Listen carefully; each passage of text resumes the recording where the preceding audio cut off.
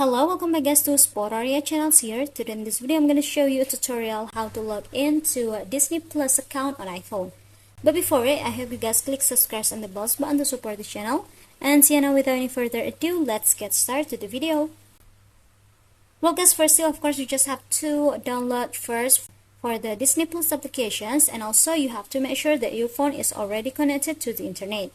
And now if you want to log in here, you can log in by the phone number that connected to your account first, like this. I'm gonna enter it first. After, tap on this arrow options at the bottom.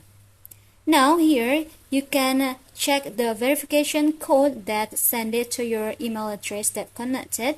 Here I'm gonna check it first for my Google email, and this is the code. I'm gonna enter it here. And yeah, as you can see, it will be automatically logged in. Yeah guys, we don't have to enter the password or etc. It's only enter it by your phone number, and after they will send the verification code to our email. So yeah, I think it's enough from me. Thank you for watching this video. Don't forget to leave your like and comments below, and I'll see you soon on the next one. Goodbye.